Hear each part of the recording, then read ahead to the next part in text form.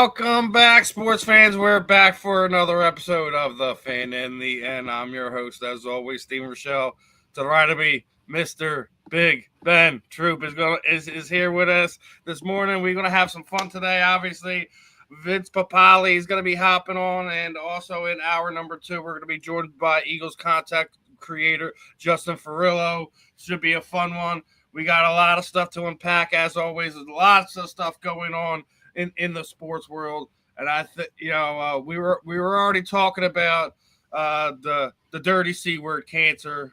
Yes, we were talking about Brian Bremen, and now we have another one that is just ripped through the Major League Baseball side of things. Yeah, lost Ryne Sandberg this past week, and obviously the Chicago Cub is what he's known for, but he was also a Philadelphia Philly. And he was a Philadelphia Phillies manager for a period of time here. So we definitely got to take a moment. Ryne Sandberg, arguably one of the better second basemen, over the last 30, 40 years. Meant a lot to the Chicago area. Obviously, had roots here in Philadelphia as when he came up, he was here. He was also our manager for a period of time, both at the major league level and at AAA ball with the Iron Pigs. So, man, it's been a rough year, man. We've been losing way too many people way too soon. So, I definitely want to start off with thoughts and prayers with the Sandberg family. The people in Chicago, the people here. He touched in Philadelphia. It's rough, man. It is, and I get it, man. When you talk about Steven, like these type of situations happening. I mean, listen, Sandberg was nice though. I mean, a career 285 batting average, 282 home runs, 2,386 hits, a 10-time All-Star, NL MVP, and obviously 84, 9-time gold. He 7-time Silver Slugger Award in at home. He did it all. I mean, his Chicago Cubs number 23 retired. Chicago Cubs Hall of Fame. In Hall of Fame baseball. I think sometimes when people get asked why do people give so much money to cancer research, because it's about getting a cure. It's about curing all of them. That's why when they use the word cancer research, it goes across the board. And gone too soon. And I know we've been saying that a lot on these shows as of late, Stephen. But all we can do is say, prayers, and his legacy will definitely live on. I'm children, grandchildren, great grandchildren gonna have to hear about their grandfather, great grandfather. But yeah, listen, to make it into bigs in baseball, when you talking about most people never make it out of AA, AAA, single A, never make it out the minor leagues, and to get there, he didn't just get there. He did his thing. I mean, 10-time All-Star, Gold Glover, Silver Slugger, home run champ, NL MVP, number retired by the Cubs, in the Baseball Hall of Fame. He did it all as a baseball player. We hope that his family was by his side when he did take his last breath. And death is a mystery to all of us. It's coming for us all. We just make sure you tell your family members you love them, man. Don't try not to make anything that's small big. Try not to make a small argument or something where I ain't talking to this person in 10 years. It ain't that serious. Call them on the phone, get together, because, all that stuff he's done as an athlete fails in comparison to who he was, hopefully as a man and a husband, as a father, and those type of things. But yeah, our hearts and prayers go out to the Sandberg family. Yeah, the Sandberg family, and we're just gonna run the horn on the tragic moments that we've had over the past 48 hours, 24 hours.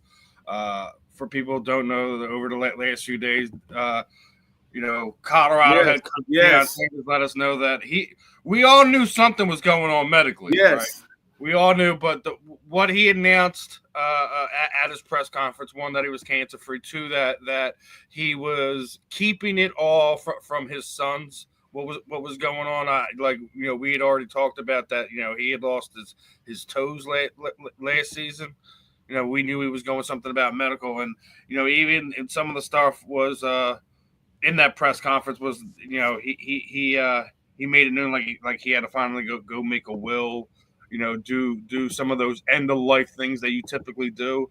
So one thing, man, Dion does things the way only Dion can, and selfless was the battle that he was just going on within himself to not let it affect his sons in a way. So I'm sure when they were officially known the news, they were probably pretty teed up with Pops, but it's one of those things where we can't tell our dads or moms or grandmoms how they want to let the family know what the struggles they're going through. But I'm glad we still got Dion with us. And I don't know if you've seen, they just announced they got another former NFL player on that coaching staff, Brian Left, which is their quarterbacks coach. So he's got a room full of guys that is going to change that program around. Happy Dion's cancer free. Hopefully he stays that. Obviously he lost his bladder, so that's going to be a rough transition on how he continues to move forward with his health. But man, that's a lot to take in. It is a lot to take in. Listen, Dion means so much to so many, not just from the football aspect of things, but how he is as a father, how he is as a mentor, how he is as a leader. The fact that he kept that from his sons because he knows what they're doing right now. We're talking about Shadur and Shiloh because his son, Deion Sanders Jr., was by his side the whole time, and he didn't want to film it. And he was like, no, son, I want you to film it because I want you to show, who God is and what God does. Deion talked about Randy Moss checking on him every single day that he was there, making sure that he is all right. And for everybody that be thinking Deion is all about himself, all about his brand, all about, his exposure, all about his notoriety, I would beg to differ. Deion understands, man, all eyes going to be on me. Let me make sure I keep the main thing. And, having, what he got a metal bladder in his body right now. They had to take his bladder out. That's on top of the fact that he had to cut his toes off. He had to take big chunks of his leg out. I mean, he's been dealing with a lot. I've seen the tube that he got walking around now. But Deion Sanders, the way in which he goes about his business, because you got to face it, Stephen, we ain't judging Deion on just what he does on the field. We judging him on what he says, how he says it, the exposure that he had, and he knows that. But I'm just happy that he's all right because Deion didn't make it about him. Like, I don't want nobody to know about this. I'm going to go through it silently. I got my son right here next to me. Shadur told him, I don't want you to come to practice, Daddy, until I am the starter. Shiloh is actually having an incredible camp up there in Tampa. But the fact that he said I had to keep it from, how hard that was for him? The cancer aside, I had to keep it from, because if you've seen it, listen, Deion and his sons and his kids, they tight knit. So to keep it from them, hey, I'm just happy that he's all right. I knew that something was up with him when Michael Irvin did a post like a couple of weeks ago. He couldn't keep the tears from coming, saying, y'all just pray, for my friend, for my teammate, for my brother, Deion. We are happy that Deion Sanders is okay, and we happy that he get to go back out there and coach his Colorado team, doing what he loves, is coaching football. But I think being a father to his children is what he cherishes the most. I'm happy that he's still here with us. Yeah, I'm happy he's still here with us, and he has he is much more than just the brand Deion Sanders. And as I was just sitting there saying, he brought Brian Leftwich on. He had a recruit that basically had a quit because of concussions, and Deion is making sure that his scholarship is still good and he can get an education through the University of Colorado. He's not going to be with the team. He's not going to be playing football anymore. Concussions is a serious thing, and this is going to kind of lead into my next point because had another scary situation in life in general, as we just had. I'm not putting the guy's picture up there because I don't feel he deserves that. But there was a shooting in New York. Gunman killed multiple people, security guards, off-duty police officers, and it was a building in Manhattan that was basically the home of the NFL headquarters. Got in the wrong elevator, got off the wrong floor, and he left a note letting it known that it was in reference to a grievance with the NFL. He was claiming he had CTE, things of that nature. As I said, I'm not putting his picture out there because he doesn't deserve to get that. We can speak about what's happening. Listen, people, there's ways to go about things. I get it. You need help. from my understanding, this guy never even stepped on an NFL field, so I don't understand what the grievance is with the NFL. But people, if you need help, talk to somebody, man. Don't pick up a gun and thinking it's going to be the answer to anyone, to anything. Maybe this is his way of committing suicide, so to speak. Listen, doing that, hurting innocent people that had nothing to do with what's going on with you is selfish on another level. Yeah, I'm glad that no one from the NFL office was hurt. Yeah, My thoughts and prayers are to the people who did unfortunately get caught on the wrong end of a gun. And this is why, I don't like to get political or anything like that. This is why we all should have the right to bear arms, and that the fact that we all should be able to carry guns because of people who are sick like this and think that this is the way to go about things. So yeah. I think that is just about it for the downside of things. But your thoughts on this this crazy shooter, brother? It was a crazy situation when it first came, when everything first happened. I mean, I've learned in the past, Steve, to not rush to judgment, because we see a headline, we go, oh, it was this, it was that, and then you start looking into the guy, the shooter, would have had deep mental issues, he had a long mental history, but it still doesn't make up for what he did. It still doesn't, it still doesn't make it so that what he did was right. It was dead wrong. 4 people lost their life. Someone else, I think, is in critical condition. 4 people woke up that day to go to work to do their job, and a crazed gunman took their life and took his life. And I agree. I mean, I know they got some of his former teammates or coaches talking about him. We do have to do a better job of protecting each other. And we do have to do a better job of understanding, man, we live in a big world. A lot of people are dealing with a lot of things, both mental issues, all kind of stuff. But it doesn't make up for it, man. It doesn't make it so that people can do those type things. So, yeah, it was a crazy situation. I'm happy that he didn't make it to the football offices. I have been to the football offices. It is a huge building in downtown New York. We just have to take better care of each other. I do agree, see what you said about us being able to bear arms. Bear arms is not to be intimidating to other people. It's so you can protect yourself in this crazy world that we don't know what's going to happen from one moment to the next. But yeah, And the main reason I say that is because the security guard, because of some silly law, wasn't allowed to have firearms on him. And, he lost his life.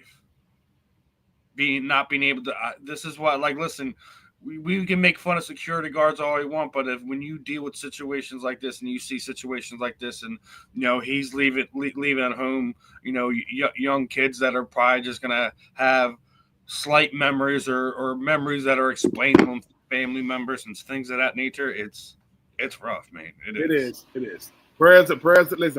Listen, prayers, condolences, and hopefully some type of compensation for these people. Hopefully the NFL or somebody steps in to pay for these people's funeral, and you look at, because these people are probably the breadwinners for their families, that somebody comes and does something for these people, family members, because they died doing their job or just being at work. So it's a tragic situation all around. Yeah, it definitely was. But man, want to get back to some interesting sports topics and things of that nature. Did you see that Rob Manfred went to the Phillies clubhouse this past week, and Bryce Harper basically talk to him. Talk to him. My clubhouse. He don't want to hear no talks about salary caps or anything. They're in the middle of a season. There's a time and place to have these conversations if you want to sit down with these teams. That's usually at what? The winter meetings, right? Yep. Yeah. So when you're in the middle of your season, and we're literally getting ready to, I think we're at the trade deadline today, correct? Or is it tomorrow? Yep. I think it is today. So when we're literally getting to the midway to 3/4 of the way point of the season, and you want to sit there and come in these teams' clubhouse and tell them, let's have a talk about salary cap. Listen, I agree with you. I agree with the extent that I think that Major League Baseball players' contracts are out of control. They are. There's a time and a place for it, and Bryce Harper be like, mofo, you work for me. Exactly. You work for me. Get out of my clubhouse. That's the thing I love about Bryce Harper, man. Like, anyone, you could sit there and say, oh, that's the commissioner of baseball. What's he going to do? Give him more drug tests? Go ahead. He doesn't. It's not like he's one of these guys that has anything to hide. Bryce speaks with his chest, so to speak. He does. He doesn't say anything to anybody. And he know. And let me tell you what I like the most about it, Steven. Bryce Harper knows I got to be the voice for this team. Hey, fellas, I got it. I can deal with any heat that's gonna come. I can deal with any criticism that's gonna come. And here's the thing. What he's really saying is, you are the worst commissioner in pro sports. Rob, you are the worst commissioner out of all commissioners in pro sports. The NFLPA has the worst PA. The worst commissioner is Rob Manfred. He doesn't do it. Every time he shows his face, it's for nothing beneficial. Not to the players, not to the league. And could you imagine Bryce Harper sitting in the dugout going, I know that ain't Rob Manfred coming over here. Are you serious? What do he got to say? You know, it probably wouldn't matter what Rob said. He probably getting cussed out. Like, dude, I want to talk to him. Like him. Hey, I want to talk to you guys about salary cap. You don't get the hell. What? Number one, why don't you talk at the summer meetings about it? Why don't you talk to the people you're supposed to talk to about it? I'm at work. Something you should be doing. This ain't it. So, you know, I'm not out. Me and Bryce Harper, obviously, we've had our differences over the past, but when he's right, he's right. And at this point, he's right. He is right. He spoke up for his team, and he spoke up for the league. The whole league, because let me tell you something, people. Once again, we are talking about the Bryce Harpers of the world, the Juan Sotos of the world, guys getting the fight, the Aaron Judges. Everybody in the MLB ain't getting money like that. But when you are that great of a player, you got to get that type of money. I remember when Bryce Harper's, this like 3 or 4 years before his contract came up, and somebody said, yeah, Bryce, man, when you resign, you're probably going to be around $300 million. He was like, $300 million? Man, stop playing with me. $300 million. And listen, people saying, why would Bryce Harper cuss out Rob Manfred about salary caps when he got his money? Because he's doing it for the players coming behind him. Yeah, I want them to get theirs too. So shout out to Bryce Harper. Listen, Rob Manfred will never, I guarantee he's never ever going to the Phillies dugout. Ever. He's not doing it clubhouse because he goes, he's looking at the manager like, dude, you gonna let him talk to me like this? Dude, you at his crib. He can say whatever he want to you. Find him. What you gonna find him? It's called adult language from adults, for adults, by adults. If you don't like it, get the hell on. You just keep it a buck. And speaking of getting the hell on, we're gonna stay with some baseball. And I don't know what these two knuckleheads were thinking, man. I'm not putting up the video because it was out of control. But y'all realize when y'all get identified, y'all gonna be on the sex offenders registry list, right, guys? Because listen, man, there's a time and a place to have fun with your lady, right? It is definitely not in the middle of Yankee Stadium during a Phillies game. I mean, I'm just, once again, Steven, we have been watching sports for a long time. And in our mind, we've seen it all. And someone goes, number one, you're in broad daylight. Number one. Number two, you're in public. Number three, you're at a sporting event, a professional sporting event. Number four, there's drunk, and then there's that. There's idiotic, and then because here's the thing. You're probably somebody's mom or dad. You're definitely somebody's family member. And they're like, when you told me you was going to the game, you ain't mentioned this part. You know somebody, and somebody had to tell them, hey, dude, they got you on camera. Who? Somebody sitting behind you. Happened at the Coldplay concert. I'm just saying, it's a wild world. Sometimes, listen, when you want to know why people get mad at us Americans, because we too free. We do all kind of crazy stuff. We get slaps on the wrist. It ain't that. Listen, get a room, go to a bathroom, go home. Good Lord, it don't take all that, man. Come on, man. That's crazy.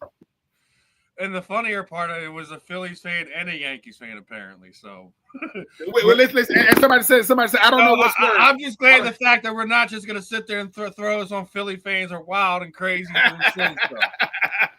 But speaking of wild and crazy, now a few weeks ago we seen the double runner scored for the first time in I don't know how long, since the 70s, but I want to get, you said you ain't seen this. I want to get your reaction on this JT Realmuto, because everyone's sitting there saying this guy's washed, man. He is still one of the top 5 best catchers in baseball. Check out this from the Yankees game. And if that stands, that is a huge play for the Phillies. Absolutely is. Served out to left center field. On the run is Rojas. He'll get there, makes the catch. Tagging third is Bellinger. The throw by Rojas is high. He is out. JT went high in the sky and pulled it down.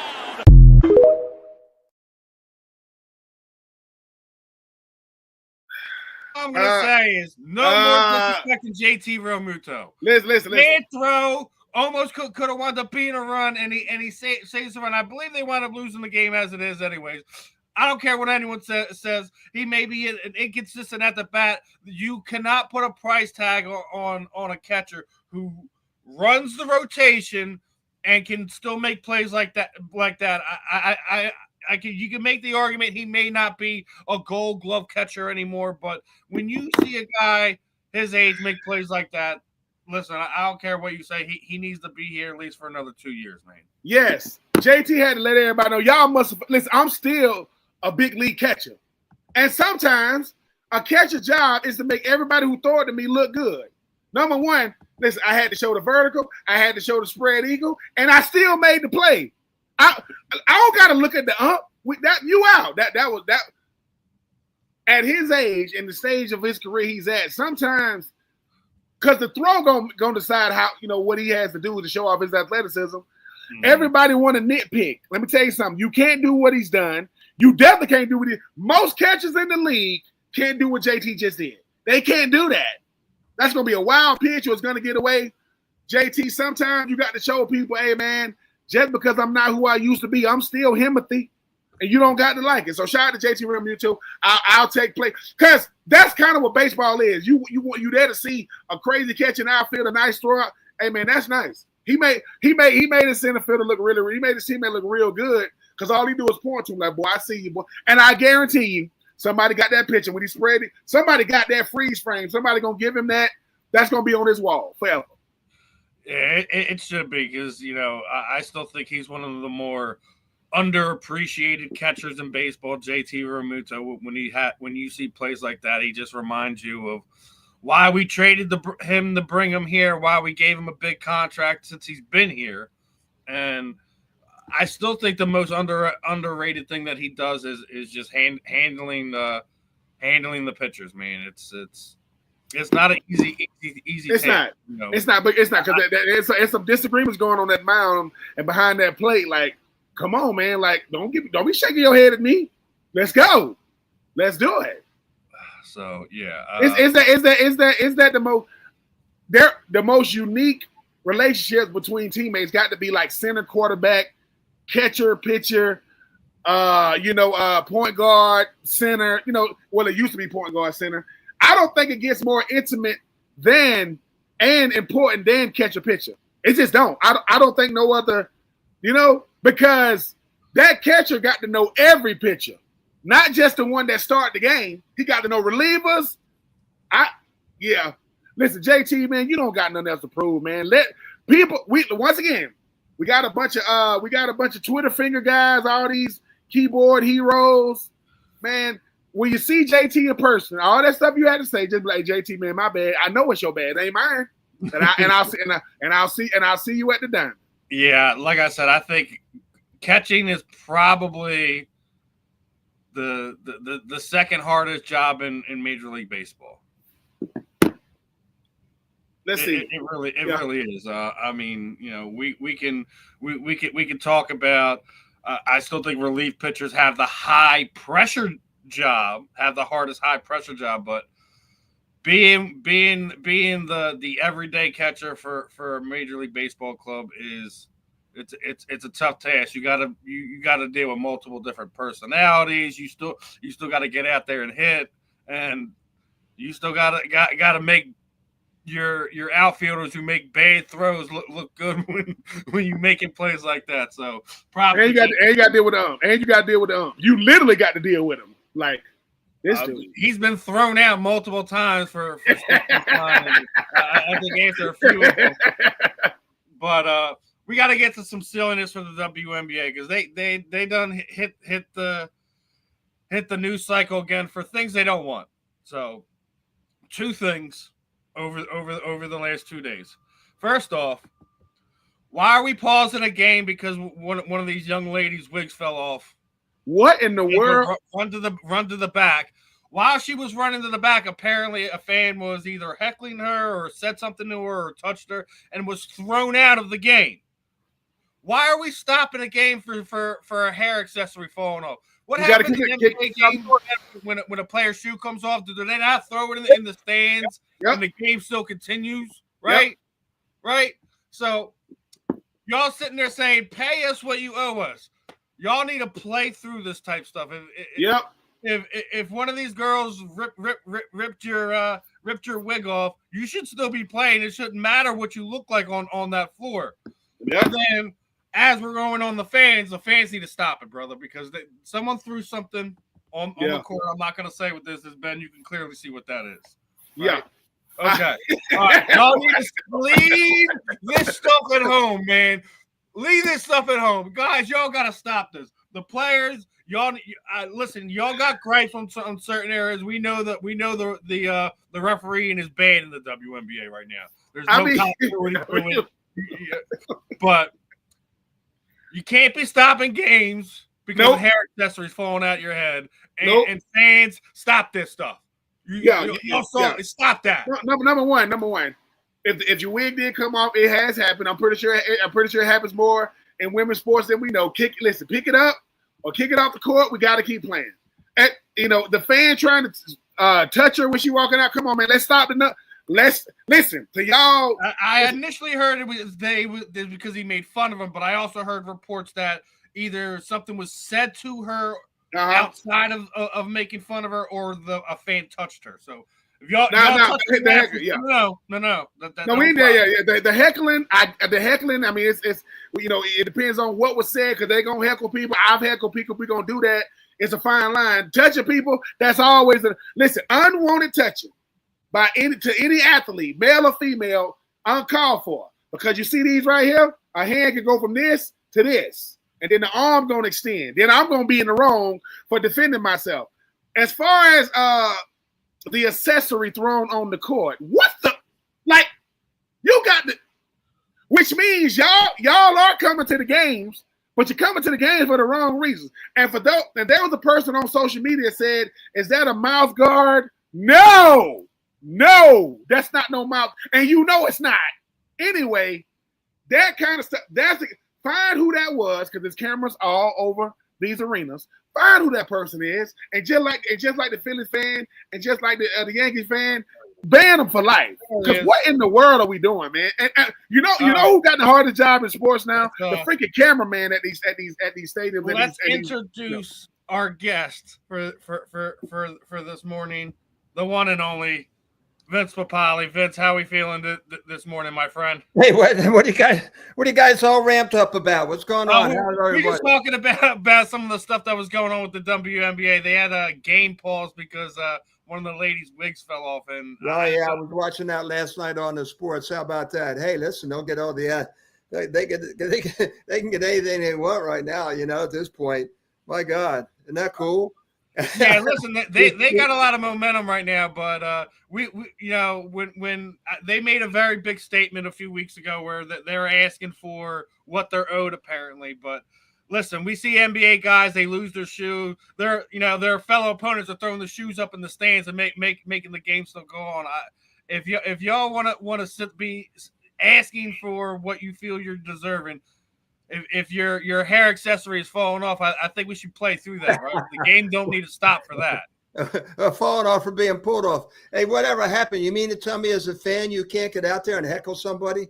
Yeah, like that's the other side of it. Like I've heard multiple different reports about this. That one, it was just because the fan was heckling her, the guy was thrown out. But I also heard that he said something either inappropriate besides heckling and or touched the athlete. That we Well, can't. that's a whole different ballgame. Yeah.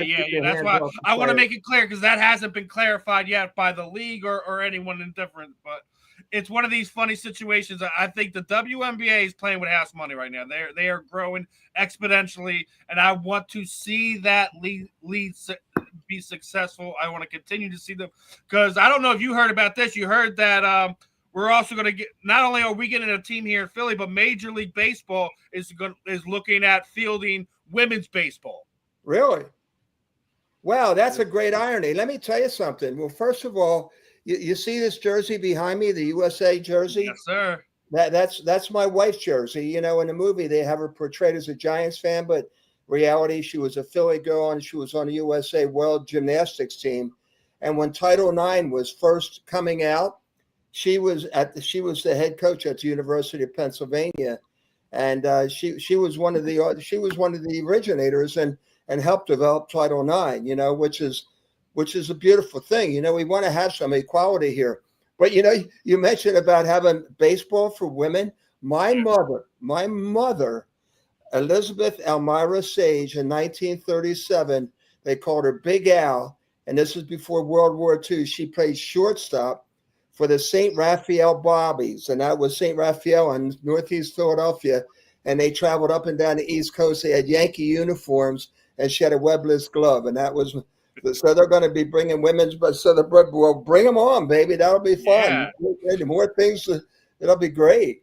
And I'm loving the USA stuff behind you, Vince. I did want to ask you something. Last time we had you on, we were talking about Vinny's going to be doing flag football for Italy, right? Did you see now that the NFL is going to be allowing players to compete in flag football in the Olympics coming in 2028? How are they going to do that? How are they going to coordinate the schedule? Because the Olympics, I have no idea, but they're saying that they're going to allow players. Leave it alone. You know, promote it, but leave it alone. Let it be for the others. I'll tell you, Vinny did quite well. He was in the World Championship and out in Sweden and in Finland, that was. And we went out there, and of the 32 teams, Italy came in number 6. They should have. They actually is either a cross between 6 or 4, but Vinny led. He led the world in touchdowns and receptions, and so you know he's ready to go. They're going to start training in September, and what you have to do is you have to be in the top 6 before you get into the Olympics. So this is sort of like the Olympic trials is going to be held in Paris, but of course the Italian team will be training in Italy. So it's been pretty exciting. Wait a minute. So the Papale family. Wait a minute. I mean, even though, your wife helped start Title IX. Your mom was a part of a baseball team. So when I'm watching a league of their own, I'm like, one of those players had to be Vince Papale's mom being portrayed in a league of their own. His son led the world in touchdown catches and yards. And now when we get to baseball, when we get the women's baseball, Major League. I guarantee. So now your mom is gonna. So now the mom is gonna have a movie. I don't know what they're gonna call it, but they're gonna have to be able to say, "Hey, you got to always go back to the pioneers." I know it's all about 2025, when we got social media and all this fanfare. There is no second without a first. So I hope that Mama Papale gets her flowers when the women's Major League come out, because I think that type of stuff is important. Because you know how it is, Vince. People will think, "Oh, they just landed here." No, women been dominating in sports. Well, before people knew about it, even till now. So, you know, and when your son becomes a full-time Olympian and he's hoisting up basically your son can't run from the Papale legacy. Like, son, no matter what you do, we've been doing this in this family. You're too funny. It was great back then. You know, what I'll do is after I can't do it now, but when I get off the air, I'll send you the picture of the team, the St. Raphael Bobbies. But yeah, my mom and my dad was a great semi-pro football and baseball player. But this is all before World War II. And then before then, my mom is on the English side. She's one of 9. My father, the Italian side, he's one of 9. And they had to both quit school when they were in 8th grade in order to support the war effort, But my mom was a potential Olympic pentathlete until they shut everything down because of World War II. So it's pretty cool. We got a little blood in our family, between everything that's going on. And my kids just got married, man. I tell you what, I'm just recovering from Vinny getting married in May and Gabriella getting married in June. And I just came back from Philadelphia. I was actually a grand marshal for the Night in Venice parade. Yeah, the Night in Venice. And actually, a friend of yours posted the picture up from that weekend. Yeah, it was great. It was Bernie Perot and Bernie Perot was there with you. You're having some fun this weekend, brother. Oh my God, you kidding me? We were in Avalon having a great old time. Ocean City having a great time. I'm in Jupiter, Florida right now, but I do have a house on 2nd Street in Philly at 2nd Fitzwater. I caught my pit stop, but our kids they grew up in Cherry Hill and went to Bishop Eustace. Vinny went to University of Delaware. Gabby went to Syracuse. I think you can see Gabby's little piece of her cheerleading outfit, and you got Vinny's USA football jersey here. So we're a Jack family, man. We love sweat. So y'all love competition. If there's a Papale, and I know your daughter just got married, she got that Papale blood in her.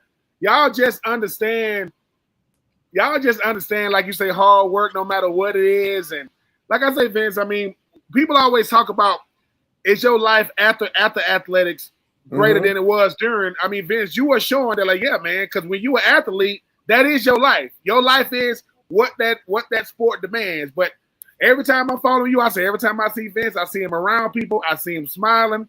He's the grand marshal in Philly one day. He got to be back in Jupiter. The next day, he got to go to 2 weddings in June and May.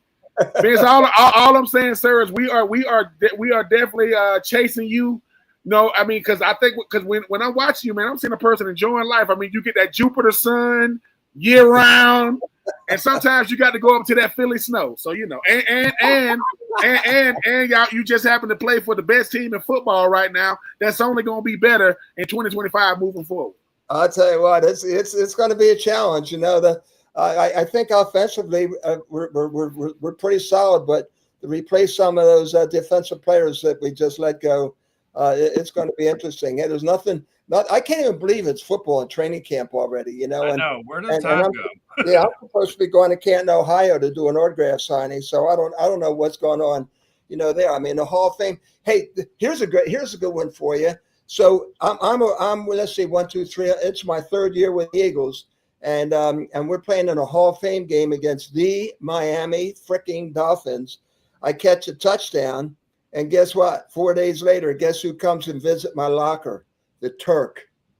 And he said, bring your playbook. Bring your playbook.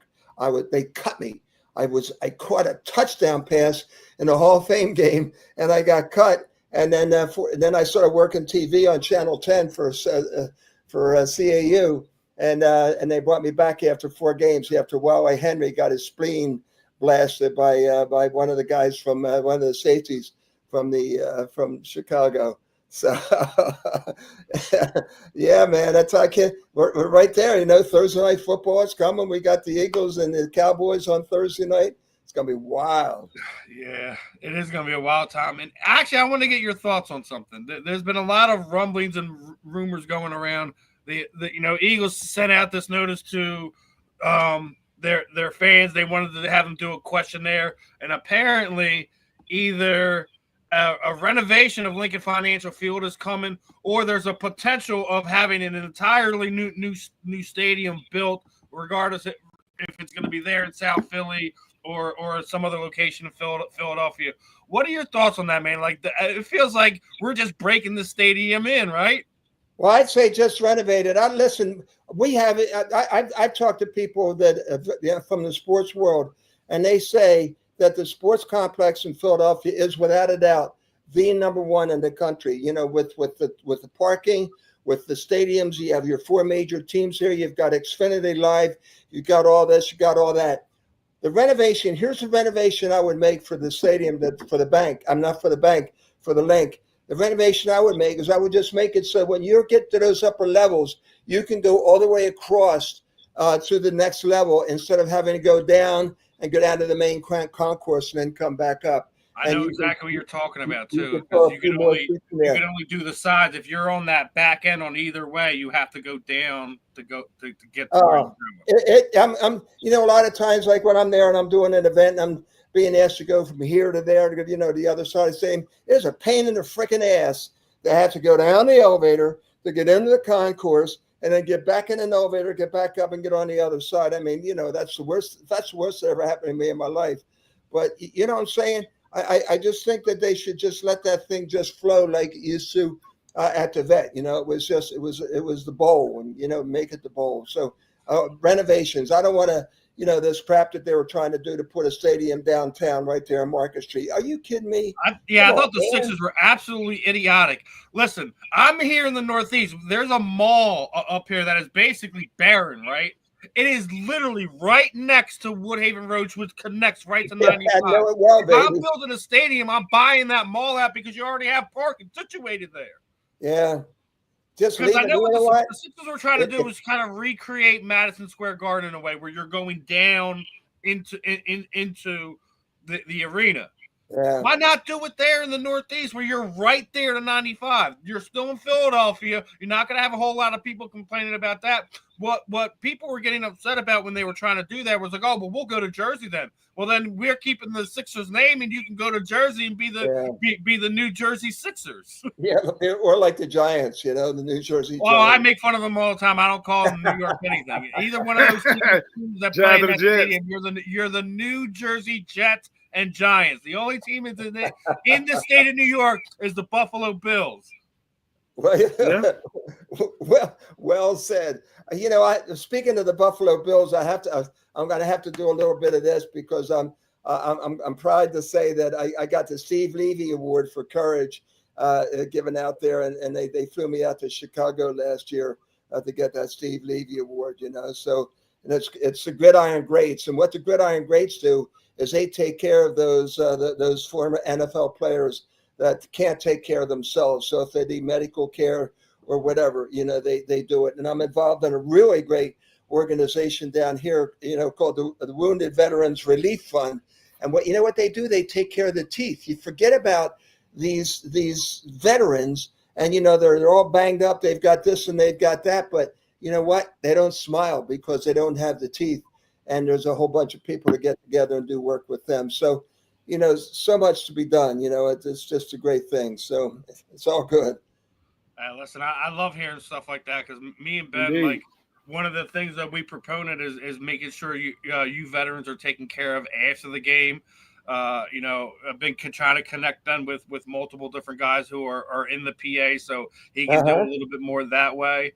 And especially like as you're sitting there saying, like a lot of people that don't know, like who don't really follow football to that point, a lot of the former athletes, they don't have the proper medical care. That is correct. Or know where to go to get the proper medical care when they're done with the game. So it's one of those things where I think that's very important, and I'm glad you shared that with us today, Ben.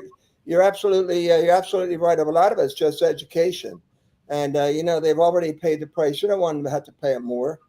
Come on, let's go. So that's where the volunteers come in, and it's really a wonderful cause that we have down here, and I'm really excited about being a part of it. Vince, one thing I'm always telling Steven is when it comes to, I know we just had the crazy situation with the NFLPA with the former leader, he's gone, and JT Treader, he's gone, and all the crazy things that was going on. The NFLPA's job is that on behalf of the players, that being current, former, and future. And I'm always, to the Vince Papales of the world, I said, look, you got a Vince Papale out there who I guarantee you, they got you at a negotiating table, sitting on the other side is the NFL saying, well, Vince, do the players really need? Yep, whatever we got, we're not giving that back. We're trying to add to that because when it comes to former players, I think you hit it on the head, Vince, when you say a lot of players, when you used to having everything done from you, they go to trainers, they go to treatment, they go everything, they go your medication. All of a sudden, you get insurance 5 years after you retire, and you're gonna need a major surgery 5 years and 1 day after you retire. All of a sudden, you don't got the money. You got wives now, kids now, and just being able to have necessary care, because when people be asking, man, you do not know the type of injuries your body has suffered until you have walked away and you sit down with a medical doctor who's not affiliated with a team that says, look, you got to go neurologist. Every type of ologist there is when it comes to doctors, you're going to have to sit down with them just so you can, right. You know? And that's what this Gridiron Greats does. And that's a beautiful thing. My friend Peter Candelora, he's a doc now up in Tampa, but he's a Radnor guy, you know, and he's a Delco guy. And Peter Candelora is a big part of that. And what it is, it's about taking care, because after a certain amount, like you say, that 5 years, then all of a sudden they just, hey, what do you expect us to take care of you for the rest of your life? Yes. Yeah. You know, if you're vested, at least, I mean, what the price that you've paid to do some of that you've done, you know, and then look at the money that the league's making, and you know, that you got to take care of that kind of stuff. I agree with you 1,000%. You know, the Mackey, remember Mackey, the tight end from the yes. Well, his wife and along with with the Gridiron Greats, they get together, and what they get to this is what they do. They take care of these guys that are on the other side of that 5 year thing, you know. And it's just you just come on, let's go. You know, if you're vested, take care of these guys, because they gave everything for you to help you become the billionaires that you are. Yeah, I still think that's the most disgusting thing.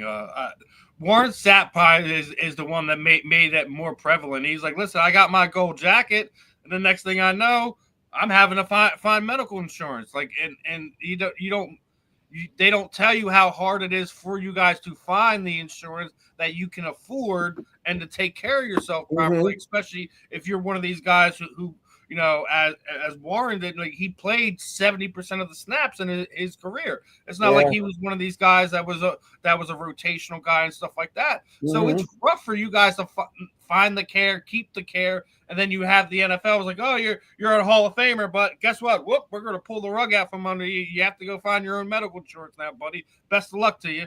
That's ridiculous. Listen, in my opinion, 5 years ain't enough. It isn't enough. Y'all needs to do better. When we're talking about the new CBA that's going to be coming up real soon, I think that should be something that should be absolutely on the table. Let's push that from 5 years to 10 years at least, because they're talking about adding more games now. Yeah, talking about going from 17 to 18. When you retire from football, whether you were a star or not, everybody was a contributor. Whether you were a star, practice squad, everybody contributed. They're supposed to give you an exit package. You're supposed to be able to sit down with some people saying, hey, this is what you're going to need to do moving forward, because what hits you the most is you don't know how injured you are, because you running, you don't really feel it. And then when you get done, guys be like, how old are you? Because retiring for football, you're still very young. You're 28, 29, 30. But your body is 40, 50 because of what you've been through. At least, so people were talking about, listen, it ain't the Peyton Mannings and the Eli Mannings of the world. It's the 53rd man on the roster. It's the guys that were practice squad guys, because football is a collision sport. It's not a contact. This is contact. No, we out there colliding, and Vince can do it. Practice is brutal. Well, it ain't brutal now. It used to be brutal for these players just to make it through the week. So I think what the NFL is supposed to do is at least act like you cared about the people that helped you with your bottom line. Every player is helping you make money. You made a good point. You know, when you talk about the numbers there, on the 53rd and the 53-man roster back then, we had 45. I was the 45th man on a 45-man roster, but nobody worked harder than I did. And every freaking game, I took the shot. I played with a separated shoulder every goddamn game that I played of the 60 games I played in the NFL coming in when I was 30 years old, and never even questioned it. You know, but you look at this, look what's going on with our veterans right now. Look what's happening with the VA, you know, and these guys, it's taking a year for them to get in there. I mean, for crying out loud, if they're treating our veterans that way, what are they going to do with, you know, what we need to do? We need to bring the Players Association together, the NFL Players Association, that's the union, and get them together with the NFL alumni. And there's got to be some sort of a some sort of a melding of these guys together. Especially. I mean, and you got to Troy Vincent. Look, Troy Vincent is without a doubt is going to be the next commissioner, and he's a former player. He's number 23 from the Eagles. My son Vinny used to wear a Troy Vincent jersey because it had Vincent on the back of his jersey because his name was Vinny. And so get these former players together, and we had it back then, but we lost it. So we got to get these former players involved in the upper echelon of the NFL. I think we'd be much better off for our injured players. You got my vote. Listen.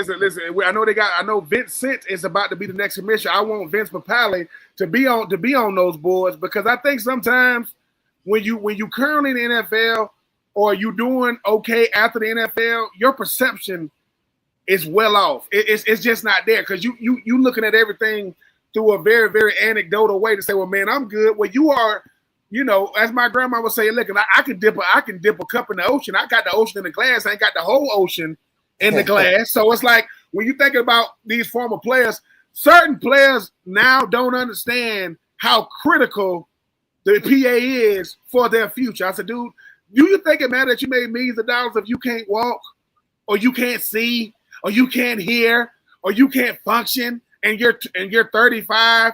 That's the part I'm talking about. Saying people say, well, Ben, it seems like all y'all want is money. No, we want support. That's it. And we wanted to look the way it's supposed to look. Mm-hmm. I know what a steak. Listen, I know what a steak look like, right? And I know what a hamburger steak look like. That's a hamburger steak, sir. That's not a steak.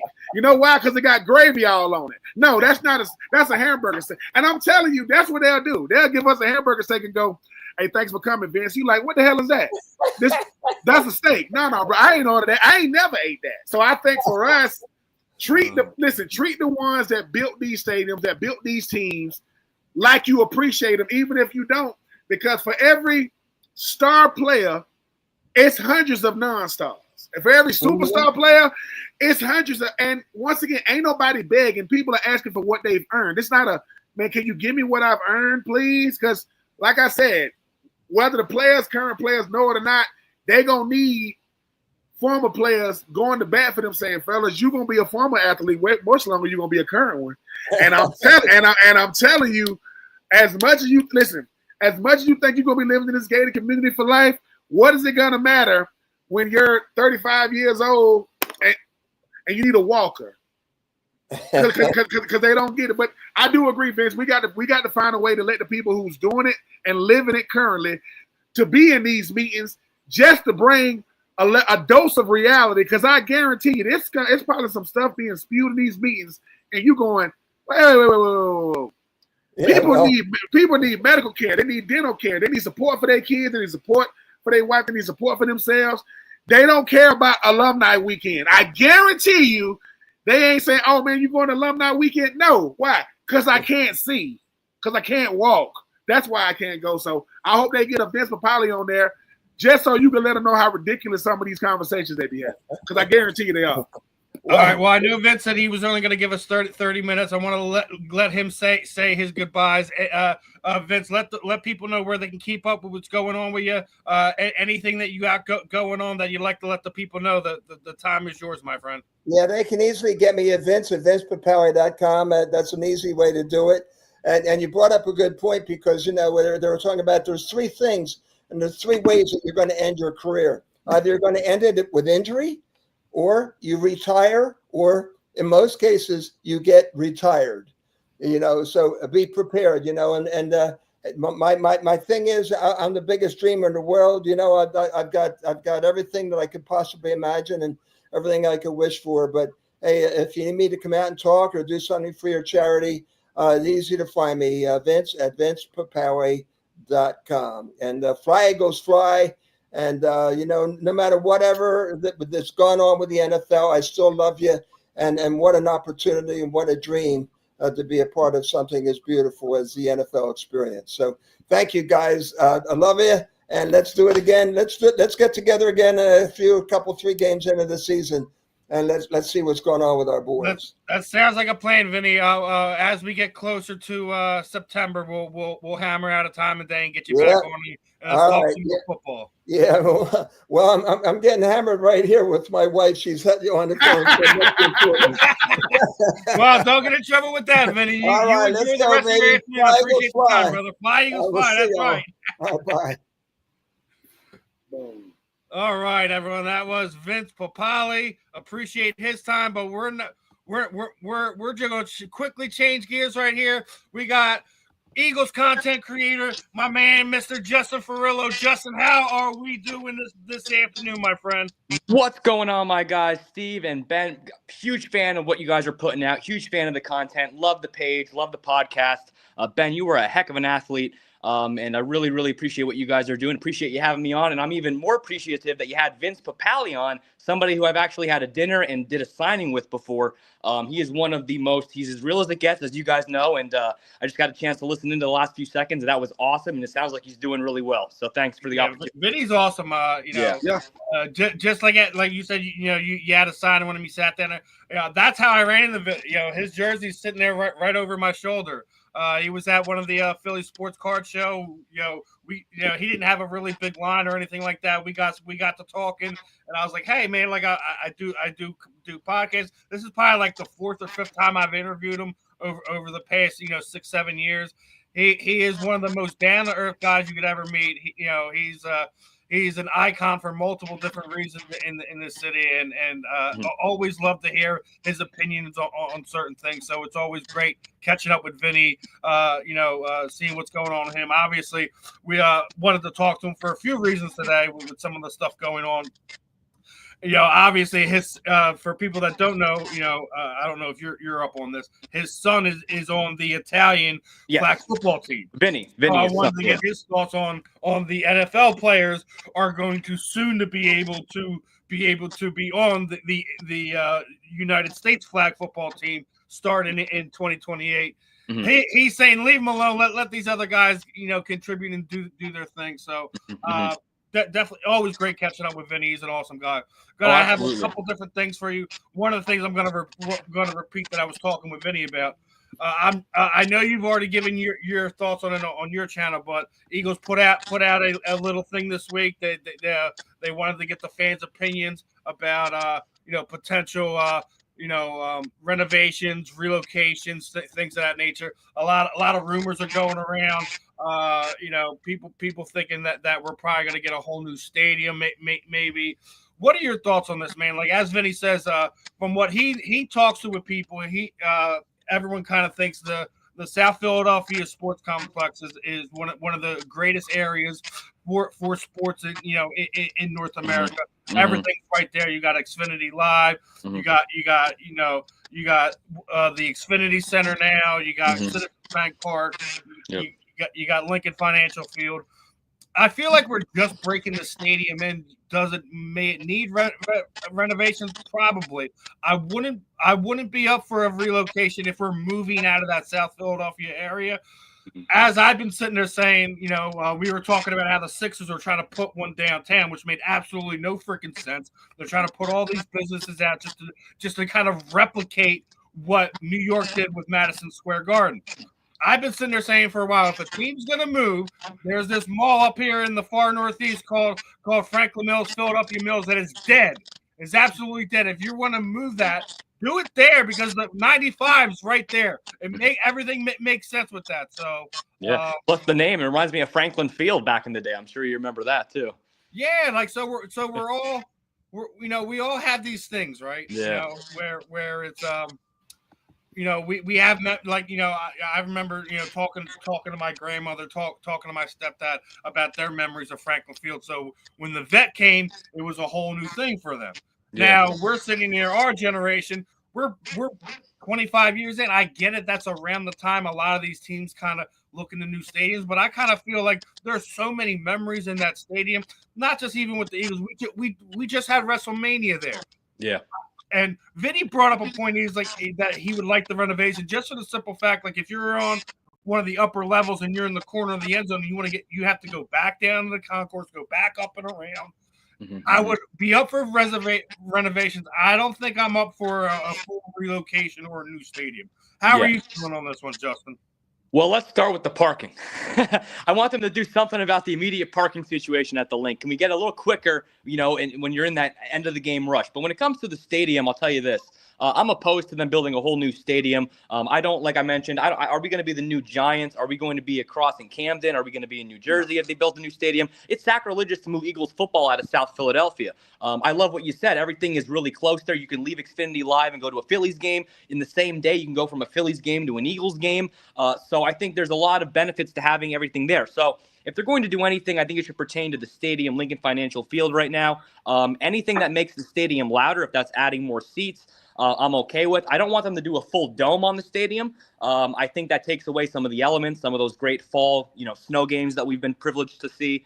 But there's some benefits though. If you have a retractable roof, not a full dome, if you can close it for some events, you can have a Super Bowl there. You can have a bunch of big events, like you said, WrestleMania. You could do even more WrestleManias or even other things. You know what I mean? So there's that. So I don't want them to build a new stadium, but I think a retractable roof or something that make it louder in there, more seating, is something I might be okay with. Yeah, but Justin, though, I know that Steve, they like I said, they put out the memo to the fans. Philadelphia fans, y'all fans matter in a different way, and not saying that other fans don't. How crazy? Just say that y'all vote. We don't want a new stadium, but they do a new stadium anyway. We don't want one, but they do it. How much chaos could that create in a city of violence? Even though I don't want to rule that out. How much do you appreciate the influence of Philadelphians, knowing that when we speak, man, the decision makers, they actually listen? Big time. I'm pretty sure that's kind of what happened with the Sixers situation. The fans spoke up and it became this big kind of halt on the whole process. If they decide to ever do that, like you just said, if they put a letter out saying, hey, look, we took a vote and we're going to build a new stadium, there'll be protests. There'll be some uproar. There'll be a lot of, the radios will be hot for a few, weeks and whatnot. But eventually, we're diehard fans and the love of the Eagles kind of trumps everything else. So I think we would just kind of have to deal with it, really. But I like I said, I don't think there's nothing we can do as a fan. That's out of my hands. Yeah, I think it is out of our hands if they decide to go that route. Yeah. Our owner is probably, I think, one of the best owners in all sports. It doesn't matter. What he did for Brian Bremen last week was absolutely incredible. Signing him to a 7-year contract, knowing that he is no longer with us, to take care of his kids and his family. That's why Jeffrey Lurie just gets it, man. So I don't foresee him going to New Jersey. I don't think that'll ever be an option. For some of these other owners, it might be something. I think it's either renovation or, like I said, a site inside of Philadelphia where it makes sense to make everything easier for them. Right. I think they only do it along the. But you got to forget that their practice field is literally a 3-minute drive down the street. So I don't see them leaving that area. I think he's probably trying to gauge what fans would want to see with a renovation. More like, but he's putting those other options out there just to see what the fans gauges of it. He's not stupid. He knows what his fan base likes, wants, and needs. I think Vinny absolutely nailed it on. The only thing I think that you really need to fix in stadium is if you're in one of those corners where you have to go down to the concourse to go back up if you're going to the other side of the stadium. So that's probably the only thing I think that is an actual issue logistically with the stadium. As you were sitting there saying, the parking, sometimes it is better to kind of just sit in your seat and wait about like a half hour, 45 minutes to even bother to start walking out of your car. And that's what I literally do 90% of the time if I go to Lincoln Financial Field. If we're going to a practice, we're going to a game, if you're going there for another event, do not try to run out with the crowd. There's no point to do it. You should wait anywhere from 45 minutes to an hour after the event to even bother to go get in your car to leave, because it is that bad trying to get out of that stadium. Absolutely. So don't want to be on that horse too much, but I do want to get your thoughts on a few things. Like, obviously, the talk this all off season is just where everyone's been putting Jalen Hurts on their stupid rankings, and literally 90% of these guys who call themselves experts have it wrong. I'm still amazed that we're looking at these lists and you see guys like Justin Herbert on a list that's above him. It's absolutely disgusting. Whoever's doing them should just throw the whole list out. The other one that I still have an issue with is, as Jaden Daniels is without a doubt one of the top young quarterbacks we have in the NFL, to rank him above Jalen Hurts after one season is another criminal act. Is he a top 10 quarterback right now? Probably. He probably is, just because of how badly some of the guys who came over the last few years, haven't performed to where they need to be. I think everyone's kind of in agreement. The top four is probably Mahomes, Allen, Burrow, things like that, Lamar Jackson, and then you would have someone like a Jalen Hurts, someone like a Matthew Stafford. Yeah. Well, what's happened this past week with Cam Newton? He is officially flip-flopped to me, because he's a fish, man. He's flip-flopping around. He doesn't know what he's doing. Yes, he was hard on Jalen Hurts most of last season. He's had some rough spots in there. I still think it was more of running Kellen Moore's offense and him being predictable as why Jalen's numbers were so erratic last year. That's just my personal take on that. But then Cam Newton, after the Super Bowl, was giving Jalen his flowers. Then last week, we're now tearing him apart because of who his supporting cast is. Now, I'm in my 40s, so I don't remember Joe Montana getting told he was carried by Jerry Rice and John Taylor and Roger Craig and all these guys. I don't remember Troy Aikman, who has had terrible that time. He never threw for more than 3,400 yards in his career.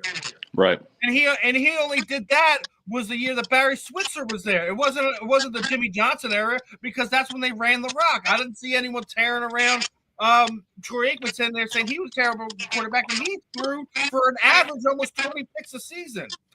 Yeah. But now, that being said, we're seeing stuff like this is kind of irritating me. Listen, I think Cam made a bad take, but when we're sitting here like, oh, so we're going to go tear Cam Newton down as a player.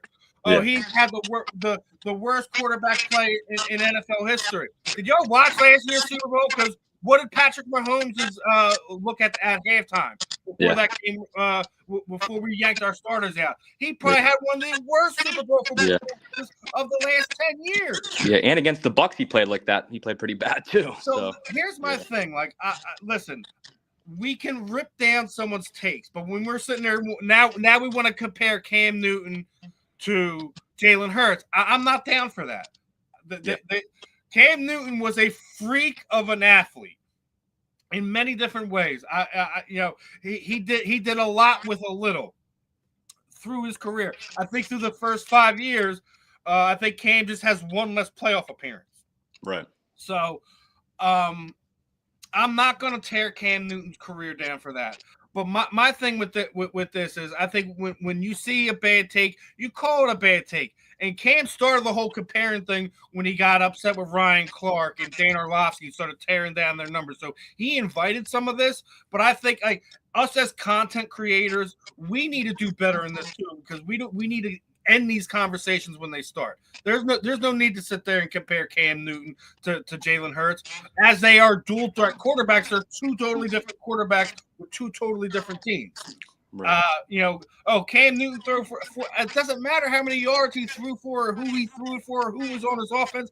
He had an insane defense. So did Jalen Hurts. But Jalen Hurts also carried a worse defense the year before to the playoffs. It was almost the worst defense in the league, and they still made it to the playoffs. They were 10-1 at one point in time before everything fell off the hinges. The 2023 season. So it's like we're finding all these ways to tear Jalen down for absolutely no reason. If you're on the outside looking in, Justin, what would you do to sit there and say like this is why these experts are going this way or trying to credit Jalen for this or that? Yeah, well, I'll start with like it feels like a month ago we all just woke up this summer and was like, it's the summer of the Jalen Hurts hate now. It's like we all just want to start hating Jalen Hurts. There's nothing else going on. We're in the middle of baseball season. Let's just start hating on Jalen Hurts. I think he's a top 5 quarterback. Like you said, I mean, yeah, whatever word you want to put it in, you got Mahomes, you got Jackson, you got Allen, Burrow, whatever. I don't have Herbert above Hurts or anything like that. So then you got to start thinking of Hurts, even if you don't have him top 4. I mean, who's at your 5th position is my argument. I think Cam Newton's take, he kind of represents the math that says that Jalen Hurts just gets help from people, right? That he just has all these weapons and that he's just the product of the system because of all the weapons he has. And it's like, I always say to that, what do you want him to do? I mean, he's won the Super Bowl. He's been to 2 Super Bowls. He's been to the playoffs 4 straight years. It's the old cliche, like, well, is he a game manager then? Well, but he has elite moments. He has highlights. He had that rushing touchdown in the playoffs. He had the one game this season when there was that chatter, and then he went at the podium at the end of the game. He's like, so that's what y'all wanted to see. He can put up the numbers when you want him to. It's just I don't know why he's getting all this hate. I mean, he puts his head down. He's a walking quote machine. He's an inspirational guy. Him and Cam have they're 2 different types of quote, 2 different types of personalities. I was really considering making a video about the whole Cam Newton versus Jalen Hurts, but then to the point, like you said, Steve, they're completely 2 different teams, 2 different, a little bit different eras, different, slightly different players with the intangibles, with the whole Cam not jumping on the fumble. And, I think Jalen would have jumped on it. And, there's just things that, like, I just didn't want to, I just didn't do it. But to people who say that, remember, jumping on a fumble is what ended Drew Brees' time in San Diego. Yeah. He had a separated shoulder so bad falling on a fumble that his career was over. They quickly shifted him off to New Orleans, and he bounced back and wanted to winning the Super Bowl and made the New Orleans the best team. So for the people to sit there and say that Cam wasn't stupid for not doing it, and that's not sitting there saying that Cam wouldn't have done it. I just think just the way that position was, he didn't have a real good shot at getting it. So why sit there and do that? I don't think that changes the course of that game anyways. I still think they get the living bejesus kicked out of them regardless. Yeah. I don't want to focus on that fumble. I mean, it gets brought up a lot. Conversation. They were both great quarterbacks. If you go and look at it, Jalen has a lot of those Cam qualities because when he does some of those touchdowns, he does this, right? Where does he get that from? From Cam. Yeah. He shows him love even without even sitting there saying it. And the other thing I love about Jalen is that you're talking about a quote machine, is he won't even address this. He's not even entertaining it. He knows this stuff's going on, and I'm sure he does stuff like what Lane does. It's just going up on the locker room as noted material is why I'm going to bust these teams' asses this year. I know I'm talking a lot. We're talking about. Let's get spent thought on this because actually he's going to be leaving us in about 10 minutes. Oh, sure. No. I would say this. Jalen Hurts gets a lot of criticism because he wasn't a top 10 quarterback. Like he didn't get picked in the top 10. Right? And hold on, let me take this thing off. Yeah, he was a 2nd round pick, yeah. And no, here's the thing, right? Here's the thing about Jalen that people don't want to say. People don't want to admit the fact that what college did he go to? Oh, he went to Alabama. What college did he transfer to? Oklahoma. What did he do with Alabama? One. What did he do with Oklahoma? Heisman Trophy runner-up. Wasn't he second in MVP vote in 2022? I'm going to tell you what Cam did that he didn't know that he was going to do. Cam, it's what you say more than how you say it. You trying to make it seem as if because I got a good GM that put a team around me and I benefited from it. Because most teams, and Justin, you know this, you take Saquon Barkley away on most teams, you're going to beat them. They said, and he told, don't you know Jalen Hurts prepares every game as if they're going to take Saquon away? And we still don't win. Mm-hmm. Because Jalen Hurts has this. Jalen Hurts says, whatever it takes to win, that's how I play. I don't do this style points. And guess who understands that now? AJ Brown. AJ. I'm gonna get you your number. But what does it matter if we ain't winning? Yep. No one wants to have good stats on a bad team. I want to have okay stats on a great team. And Jalen is saying, you know when they benched me at Alabama, right? I was 26-2 as a starter. But they want to go to the air raid. Yeah. This guy named Tua. Cool. Well, at one point, the quarterback room went Jalen, Tua, Mac Jones, Bryce Young. Who's the best out of those four? That's Jalen. Who went number one? That was Bryce. Who went undefeated? That was Mac Jones. Who was air raid? That was Tua. So I said, I can see this. So now that we all in the league, who you rather have? Right now, you rather have Mac, Bryce, Tua, or Jalen? Oh, I'd rather have Jalen. Why? Because I seen him. Because I seen them all play. And I think for a guy like Cam Newton, it's hard. Listen, when Cam Newton doing what he's doing, rushing the football, I didn't think nobody would touch that stuff. Jalen is at 55 touchdowns rushing right now. Josh Allen's at 65. But Jalen is doing it, and he's winning super duper bowls. Mm-hmm. Nothing against the regular season MVP. I think it's prestigious. Mm-hmm. But I'm going to keep saying this. I'm going to down this hill.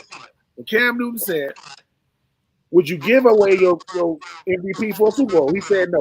Cam, I'm not going to call you a liar because I don't know you, but you ain't telling the truth. You are not telling the truth. Now, what he's really saying is I can't go back. Yeah, I can't go back. But Jalen Hurts outplayed Patrick Mahomes twice. Yeah. He's MVP in the first Super Bowl. Everyone's forgetting the regular season game in Kansas City in 23. 3 times. Man, I think these conversations, what makes these conversations funny to me, so now we blaming the guy for winning. Yeah. Remember Brock Purdy? Remember Brock Purdy? Look at that right here. This is the list of quarterbacks that have won 25 games over a 27-game period of time. Jimmy McMahon, the original GOAT, Mr. Joe Montana, Peyton Manning, the current GOAT, Tom Brady, and Jalen Hurts. That's the end of the list. Yeah, that's the end of the list. The theme of this is that he's just a winner and he'll do whatever it takes. I mean, he's the winner. And you know what? To your take, Ben, about the whole MVP and all that stuff, about you probably think he's lying and all that stuff. I'll tell you this much: they don't make flashy, cool rings that you can show off for MVPs. They make them for Super Bowl things. So they don't have MVP rings. They don't have MVP ring ceremonies. They might have a trophy or something like that. But I prefer the ring. So I think I would agree with that. But yeah.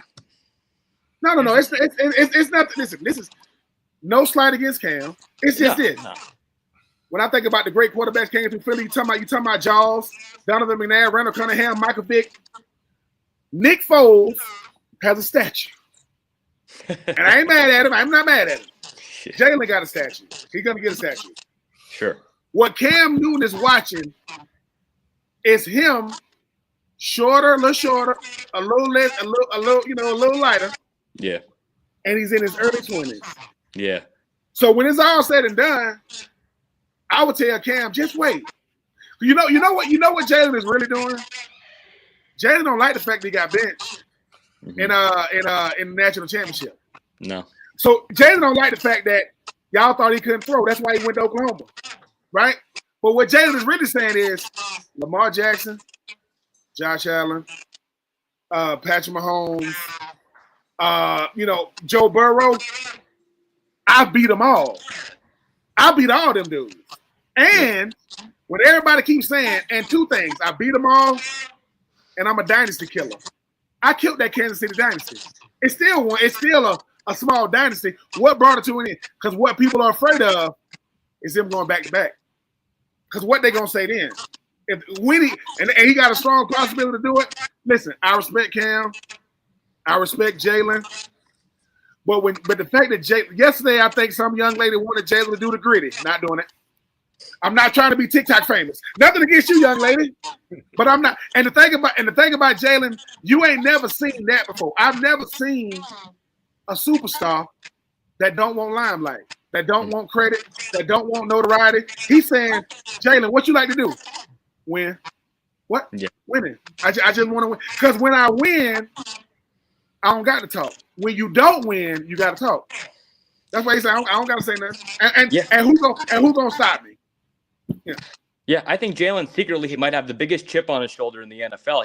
He'll never really say it, And and he doesn't really want the notoriety, and he doesn't care how the wins look or what his stat line says. He doesn't care if he doesn't throw for any touchdown passes in a game, and he only throws the ball, 22 times, and everyone around him looks good, but he just doesn't have those flashy numbers.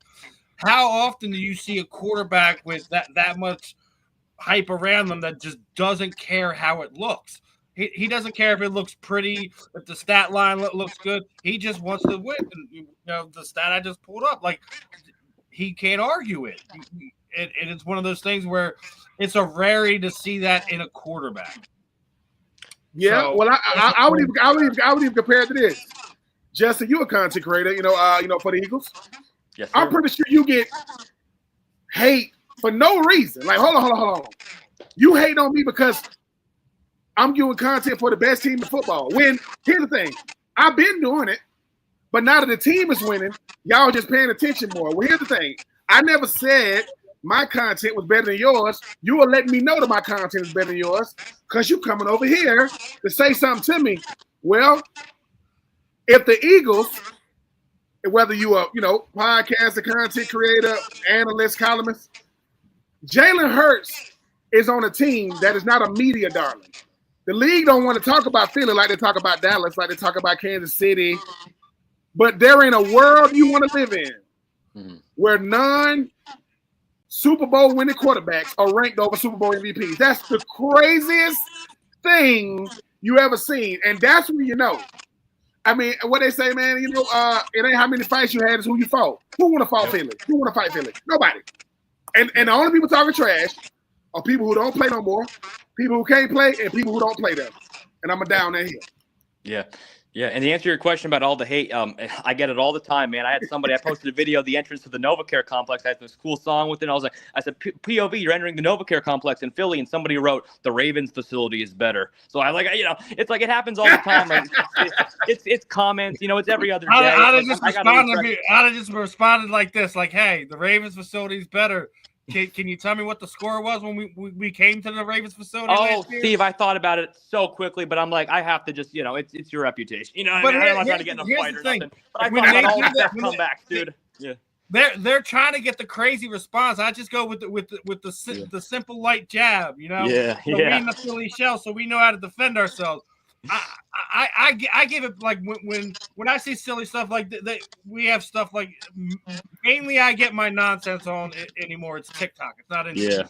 Yeah. You know, people on TikTok be always talking some crazy nonsense. Yeah. I always give them back their stuff and 9 times out of 10, yeah, I probably could just ignore it. But at the same time, it's like, listen, if you want to come on here, you don't follow me, you don't come to my stuff, you just came across it, you know, for the For You page or however you come across my content. If you're going to sit there and give me a comment, I'm going to be nice enough and respond to you and give you my take on what you have to say about my content, one way or another. So I had someone sitting there the other day was sitting there making fun of Ben. He's like, stutter much? I'm like, what? You mad because I have an NFL player who's a co-host of mine? He's so excited on what we're talking about. He's stumbling over his words. What happened? Listen. Burn. Listen, just keep what? Are you immune from that? Stop it with this nonsense. You know what's crazy though? Listen, because I'm fucking pumped about what we're talking about. But you know what? No, you know what, Stephen? No, don't let it get to you. We always pump. Go ahead, Ben. No, because I know I got to get out of here. You know, I got to get these kids over to camp. Yeah, I know. That's why I said, go ahead. Justin, this is the best. This is the best way to come back. This is the best comeback ever. Just tell them you ain't mad at me because it's me. You mad at me because it ain't you. It ain't me. You just mad because it ain't you. But guess what? If you're gonna be mad, stay mad. But make sure you keep listening. Because it's like Eminem. What made Eminem famous was not the people that like him. It's the people that can't stand him. They'll buy 100 albums and burn them. Well, burn them. You done bought them. Yeah. Fuel gives you motivation, my man. My friend, take care of them kiddos and yeah, nice talking to you, Ben. You too, Justin, man. Great meeting you. Yeah, great meeting you, my man. All right, we're gonna have you back on. We're gonna definitely have you back on, no doubt. Appreciate it. Blessings, man. Take care. All right, so Ben's out of here. And for people who don't know, because we're starting this week, Ben has his own book, Uncommon Unfinished. Guys, if you haven't checked it out, him and BJ Bennett came together. They put a book together. It's a great read. For people who don't know, haven't paid attention here on the channel, I have multiple different signed copies of it here. We are going to do a big giveaway when the channel hits 2K subscribers. We're going to do another one when we hit 1 million listeners. We're about halfway to both of them right now. So we got some fun stuff going on. I'm also gonna have to do ones for some of our common commenters. I have a couple guys on some of the other programs who are literally fighting over the potential of winning that. So we got some signed cards there. I got some signed Eagles memorabilia given away. I got a Brian Dawkins 8x10 that's signed. I'll be doing a giveaway. I got a Brandon Graham one, a couple other things I'm gonna put in. So guys, you're showing the channel love, showing Ben some love as well, and checking out that book. But hey, I'm gonna have to cop one of those, Steve. I gotta get one of those. We're gonna have to get a real big change on how our content from the NFL is going, because ESPN is looking in and acquiring both the NFL Network, Red Zone, and all that. Are you for that, or do you think ESPN's usefulness as covering football as a whole is over? Because we already seen the baseball contract is ending. We already seen they had a bad relationship with the UFC to the point where the UFC has shot down their fights to other apps and things. Is it good for the NFL to stay in bed with ESPN right now? I don't know. I like the way it sounds so old school, Steve. It really does. But I hate that ESPN's kind of taking over everything. They seem to be just every single network is getting swallowed up by them right now. But I really think I like. I like the Red Zone on NFL Network, the way it was.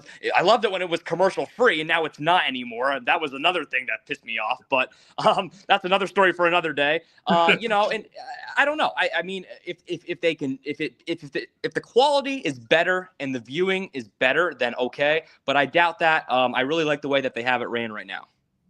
Yeah, I'm not for ESPN doing, because basically ESPN, Disney, and all that is all kind of under one umbrella. The fact that it wasn't just that ESPN and the UFC couldn't come together. Dana White could not stand their production. He said it was probably the worst production team he had ever been with. You got to remember, UFC's been on Spike TV. They've been on Fox Sports. They've been on all these big name things. And for Dana White to sit there and say that ESPN is the worst production team, I would not want them doing any more NFL games outside of what they're already doing. Hey, well, this is completely separate, but I'm a Star Wars fan, and I think Disney ruined Star Wars, so I don't want them touching some football stuff. I just think it's the fact that Lucas isn't really as involved in some of the stuff. I don't have a problem with some of it. Like, some of the stuff I can do without of there. Some of these programs, like I don't mind the Andor series. That's pretty cool, because we're kind of going back and seeing what happened before episode 1. Yeah. Or episode 4 rather. Let me correct. That one. So I agree with you. There's parts of Disney that I don't want it, and I don't think I want it with my football. I hope and pray this deal falls through and ESPN does not get their hands on the NFL Network and Red Zone, because there's things that we love about how it's. I'm like, there's things I don't like. I don't like how we have to go to Peacock, and like, you literally have to have 5 different streaming platforms to watch football these days. I get it, it's a business at the end of the day, but some of the stuff you don't really need to do it. So. Yeah, and I heard that they're going to have games possibly on like Netflix or something. If they already, you hear about that? There are already games on Netflix. I don't know if you remember, but like last year's Christmas. Oh, there was one. Yeah, on Netflix. That's right. Yeah. And well, that's the point, though, is that there's all these, like, you have to subscribe to watch football any more places. Remember, here's another one for you. After this past weekend's boxing events, there is no more free boxing on terrestrial TV. It's not on ESPN. It's not on ABC. It's not on HBO, Showtime, anything like that. So what's going to happen moving forward is they're another one that's going to be app-driven only. Yeah. And it's a weird time. If they're doing that, I just hope that they completely do away with pay-per-view model for combat sports, and we see something where it's just one app we're going to, or just this app we're going to. Yeah. Imagine telling somebody this 10 years ago. These apps that they already have out there.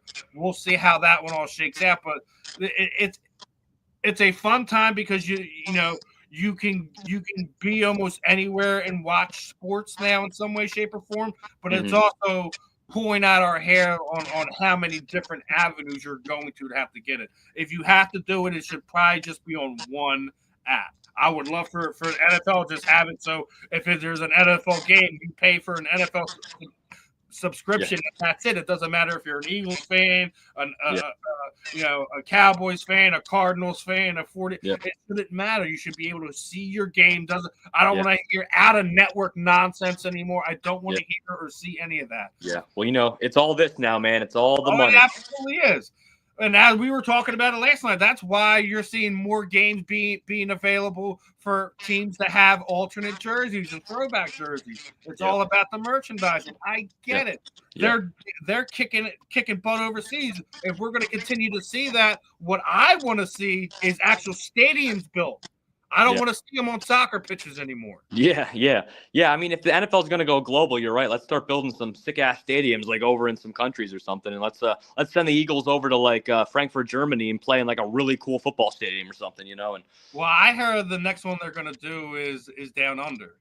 Oh, Australia. Well, hey, Mailata will be like a. Absolutely. It'll be like a superstar there, that's dude. The exact reason why you're gonna see it there is because of guys like Jordan Mailata. Yeah. And the trend of the Aussie players, Aussie-born players, coming to the NFL. So I hope that is an actual thing. And one of the things I see is that if you do that, it should be a road game for both teams. Stop taking home games away from paying fans. Yeah, if you're gonna play in Australia, that's like a bitch of a plane ride. That's almost 24 hours, I think, or something like that. So you got to have an extra bye week, or you got to schedule that where you're gonna get some relief. Yeah, that's crazy. Hopefully, we'll see some changes with the NFL with that. Obviously, there's a lot of stuff been going on. Me and Ben were anyone who's been paying attention to what's been going on with more collusion with the NFL with them. Enticing teams to not give out guaranteed contracts, to what we've seen with the executive director and the nonsense he was doing, basically on the NFL's dime going to strip club. Unless you're taking players to strip clubs for prior to them getting married or something like that, and that was an athlete you're close to or something like that, there should have been no reain that should have been going down in any way, shape, or form. But no, not unless it's helping the Eagles win games. I agree with something that Vinny said. I think Troy Vincent is eventually going to take over for Roger Goodell. It couldn't happen to a nicer guy, but they absolutely have to get the NFLPA executive director and/or president to be for the players, not to be another mouthpiece for the Shield. I can't do that. The players deal with enough nonsense. I think more contracts should absolutely be guaranteed because they can be cut at any point in time, and then it's just their guarantees are out the window. If it's a guarantee X, Y, or Z, it should be guaranteed. It shouldn't be, oh well, we're just going to cut you to save the money or take the cap hit for that. I don't think that part of it. Yeah. But well, that's a great prediction from Vinny though to say that Vince is going to be end up taking over for the commissioner, because listen, I can't go my whole life with Roger Goodell as the commissioner of the NFL. There's got to be change at some point in my life. It feels like my whole lifetime. I mean, I'm 31. He's been the commissioner most of my life, so it's just is what it is. Wasn't really a fan when Tagliabue sat down and that they made Goodell in there. Haven't really been a fan of how he handles certain situations. So I'm with you there. I don't think he should be. I think he has brought in exponential growth for the sport, where I think you can't deny what he's done. But I don't really care for some of the stuff, because remember when he was doing his interviews at the Super Bowl, is he loves the tush push, and there's no way they're going to ban it. There's no way they're going to entertain it. And then what happens when the winter meetings came up? It was the topic of conversation. Yeah, I don't like the two-faced nonsense that goes on. Obviously, he was a part of the CTE cover-up as well. We can't let that go. Player safety absolutely has to be first, and we have to continue along them lines. And speaking of the players, we had a lot of players retire this offseason. Obviously, Graham being one of it. We just seen former Eagle Jordan Hicks join the list, as well as our bodyguard, Mr. JP, Justin Peters. Out of that, who out of that list I just popped up, obviously I'm going to pull it back up here for you. Yeah. You look at it. Who do you think is going to be a Hall of Famer on this list? I think Julio Jones and Phillip Rivers are absolutely Hall of Fames on this list. I don't think there's even a question about it. Yeah. I see right off the bat 3. I see Ndamukong Suh, Julio Jones, and Jason Peters. I believe those are the 3. I saw from my memory from when it was up. I know some names that will not be on the Hall of Fame include like Derek Carr. I don't think Derek Carr is a Hall of Fame player. He had some great moments. Yeah, but you got some good name guys like CJ Mosley's going to be up there. Tyrod Smith, Zach Martin's a Hall of Famer. Oh, and Zach Martin, Zach Martin. I will say Hall of Fame. My man BG, man. Let me say something about BG. Awesome dude. He's a first ballot Philadelphia. I literally met BG. Yeah. Like 7 different times over his career. Yeah. Before the Super Bowl run, when he was working with 97.5, he was at the Mealy's Furniture almost every weekend. Yeah. He had a game. So I mean, how about that? So you've had a lot of interactions with him. We were going to the Philly Card Show. I was getting. I think it was Darius Slay that day, right? Yep. He was behind me the whole way there. So I'm in the back. Oh wow, this is right there. He must know who you are, I guess, by now. I mean, I think if we came across each other, like he'd probably remember my face because like even after that, like I think they were opening a Planet Fitness and him and Landon were doing a free signing for them. Jersey signed by him and stuff like that. I had a green mark. He's like, no, this one needs black, brother. Well, I'm sure, as you know, Steve, BG is probably one of the most in demand. He's everywhere in the community, dude. Like every other day, he's doing signings. He just opened a hard iced tea line. He's doing a lot of stuff. He's got a children's book coming out. He's doing so much stuff, man. It's crazy. Yeah, and that was kind of my point about when you brought up the list. Like, BG is a first ballot Philadelphia Eagles Hall of Famer. Is he a Pro Football Hall of Famer? Well, I don't know. I don't know, man. But here's the argument. I hope he gets his golden jacket. But it's one of those things where I don't think. I think it was 77 sacks. I think he had. I got to check the numbers. I don't want to misquote it, but you might be close and right on that. 70s. I know it's in the 70s. Yeah, you're probably really close with that. That sounds right. First off, if you're going to make an argument for him to make the Hall of Fame, it would probably start with this. His longevity, like the Frank Gore argument. Frank Gore, really, if you take just 1 or 2 seasons, he's not a Saquon Barkley or nothing. You know what I mean? He's Frank Gore. I mean, he would just stumble forward for extra yards. But if you stack that up, if you stack up sacks and tackles over all these years, Brandon Graham might be, and he's also made a fair amount of Pro Bowls. I think he's made at least a handful. I don't know if he has a full handful or not of Pro Bowls, but he's had a couple. He's a 2-time Super Bowl champion. And there's an argument. What hurts him is he doesn't have the All-Pro.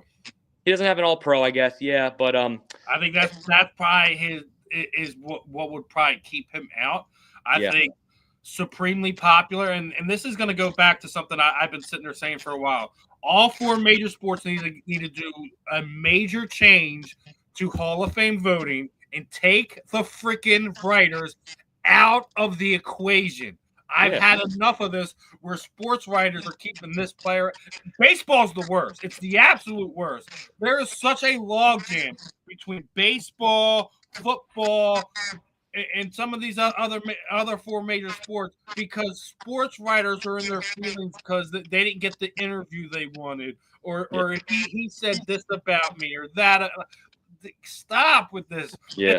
It's not the hall of popularity. It should be voted on by current and former players and Hall of Famers. That's it. Sports writers should have maybe a vote, but they shouldn't be like a good percentage of it. Right. I have a problem with this. I'll continue to have a problem with this, and I will continue to stand on this hill. We just watch Ichiro go into the Hall of Fame, and someone didn't vote for him. Oh, what? Yeah. Well, that's just a hater. He's a hater. But this is what I'm talking about. You have all right. So I have an interview with Ricky Waters coming out in Awesome. November. Great guy. I did a signing with him a few weeks ago. Yeah, I know. Yeah. Yeah. You gave him the shoes, right? Well, I didn't personally. I recorded his reaction to it. My Okay, buddy Vinny from Vince. I know I've seen it on your time. I wasn't. But you're gonna have a great interview with him. Great interview with him. Yeah. Now he has numbers where he should be in the Hall of Fame, without a doubt. Super Bowl winner. You know, he's got the yardage. He got the touchdown. He was with one of the dynasty teams. You know, Steve Young is a Hall of Famer. So, in my opinion, Ricky Waters should be there too. He was 1,000-yard rusher for 3 different teams. Well into his 30s, he was still mauling over guys. Yeah, he should be a Hall of Famer. We shouldn't be having this question. Sterling Sharp shouldn't have had to wait almost 30 years to get into the Hall of Fame. Yeah. There are so many different reasons why. I'm going to go right back to us. And I think another Philadelphia sports writer brought this to my attention. Patrick Willis was a first ballot Hall of Famer, right? Mm-hmm. Great name. All that stuff. Doesn't have the Super Bowl, but has the other stats. Yeah. So tell me why our Seth Joyner has better stats than Patrick Willis and hasn't even sniffed it yet. Yeah, who knows? More sacks, more fumbles recovery, more tackles. He won a Super Bowl with the Packers. Like, what are we talking about? Like, it is without a doubt a popularity contest. It's not over actual numbers. There's no criteria for that. I think baseball is the worst. We're trying to, you have to be in the league 10 years. Well, baseball's a rough sport. It's freaking 162 baseball games. Yeah. So there has to be a reform in all the major sports with Hall of Fame voting.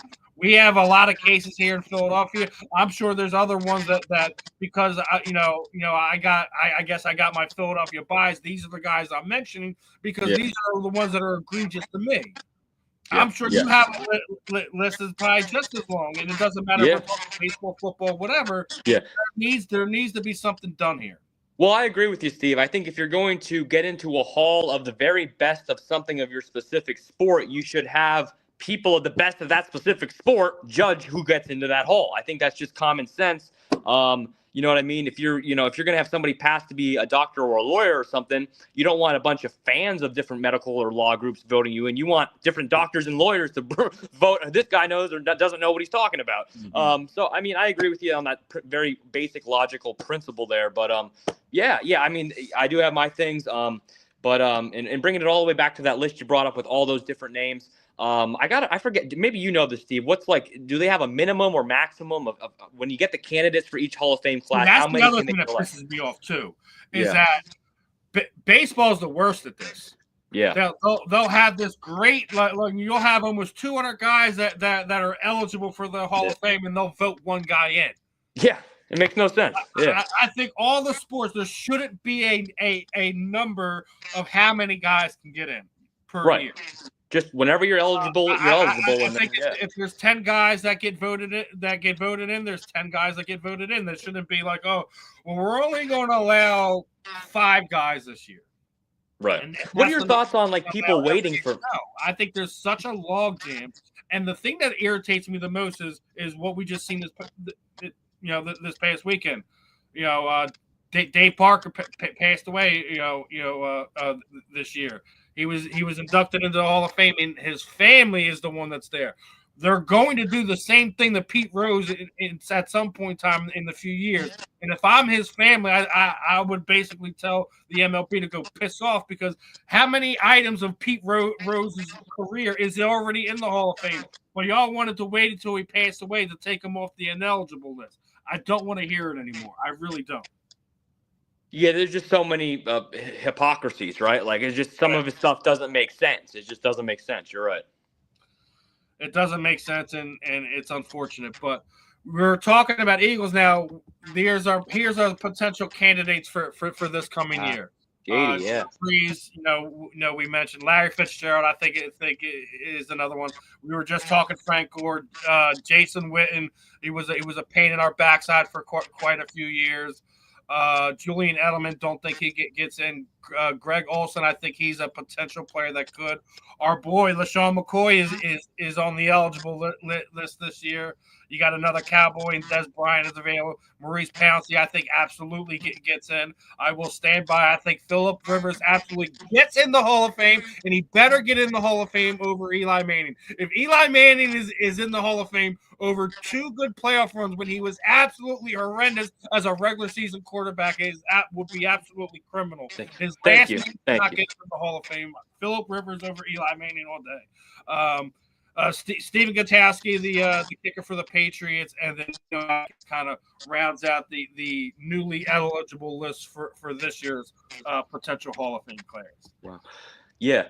Give me definitely Breeze. He's going to be in. Fitzgerald. He's going to be in. I think I agree with you. Pouncey. He should be in. I think Shady. When it comes to Shady McCoy, it's tough, man. Even as a diehard lover, he's close. I think I got to really go after this and check his statistics out because he was very productive. There's an argument I'm sure to be made. I would have to have some more numbers before I do that argument. But Steven Gostkowski, maybe he might deserve to be in. I know as a kicker, I mean, it's kind of funny and all, but like he was a pretty good kicker, man. Gostkowski, he was clutch. Being on those Patriots team, and people tend to forget that Adam Vinatieri went from the early Patriots runs to the Colts, wound up winning another one there with Peyton. But I don't think kickers get the love, and it's something me and Ben talked about a few weeks ago. You realize that at one point in time we actually had a kicker win the MVP. I think it was 82. The Redskins kicker won it over Joe Theismann. Wow. And sometimes I'm vaguely remembering. Talking about what would it take for a kicker in this day and age to win an MVP over quarterback. Over a quarterback, exactly. He needs to play quarterback, at least literally maybe be like a Travis Hunter and play a little bit of both. I don't know. But that's crazy, dude. I don't know. You can't. You know what? And that's a whole other episode on this is about the whole MVP. It's just a quarterback award at this point. But I think they should have a separate award now. They should. They should, yeah. If we're finally giving the offensive linemen the love that they should get, and they're getting their own award, let's do it for the quarterback and have a real and most valuable player of the league. Most valuable quarterback, most valuable player. Right. You can make an argument 2019, 2020, 2021, Lane Johnson might have been the MVP of the league. You know what I mean? I think he runs away with that lineman award this year. I do. Oh, yeah, the protector of the year. That's a cool thing they added, yeah. What's it? He had two years where he didn't allow a single sack. Stop playing. Well, that's why I was laughing. I don't know if you've seen it online that this Detroit Lions content creator was basically trying to put Penei Sewell as the best. I did see this. Yes. I'm like, listen. Penei's a great guy. I had another Eagles content creator on for this, but he broke the numbers down in such a way. You realize Lane Johnson is put on an island 65% of the time that he has snaps on the field. Penei Sewell didn't crack 30% of being on an island and gave up more than 10 sacks. Wow. So it's one of these things listen, y'all need to stop this Lane hate. And one of the things I love about Lane is he personally takes himself out of any Hall of Fame consideration, considering what happened earlier in his career with the steroid stuff. Yeah. And, as one of the things I think us as Philadelphia fans, you gotta love a guy that holds himself accountable for the mistakes he's made. Yep. In my opinion, I don't think it does not exclude him from it. When you talking to me about performance enhancing drugs, it's not enhancing anyone's performance. What it's really enhancing is enhancing the human's body ability to recover and get back out there and do it again. His skill is already there. It was always there. I think the rest and recovery thing is what a lot of athletes use steroids for, and that's why it was so prevalent in baseball because of the marathon that baseball players have to do, out there basically, 5 days a week out of 7 days. It's rough on the body. Yeah. So I'm not going to hold Lane out of that conversation, but I love that he holds himself accountable where he himself won't do it. So, but I do think he's going to be a first ballot Hall of Famer in my opinion. He's been the best right tackle in football for the better part of the last 6, maybe even 7 years. Yeah, I would say so. I think here's a hot take for you. I think we might have a handful of first ballot Hall of Famers on the team right now. We do. Yeah. We do.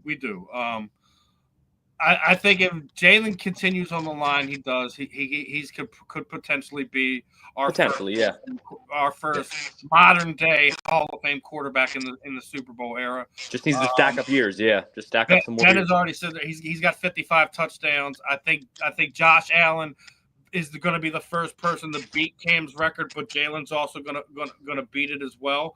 Mm-hmm. Yeah, he may not have the yardage numbers, but I think just he's going to wind up winning at least one, maybe even 2 more Super Bowls during this run. Because if you look at it, we're the second youngest team in the NFL. Yeah, that's incredible. Actually, yeah. When you build and not just that, if you look at it, he's not even the top 10 paid quarterback in the NFL. I think it is another thing to kind of write about. Some of the stuff that you've seen about like how he goes about it, like he absolutely has a Jordan-esque quality to it. So I think he's one. I absolutely think Lane Johnson won.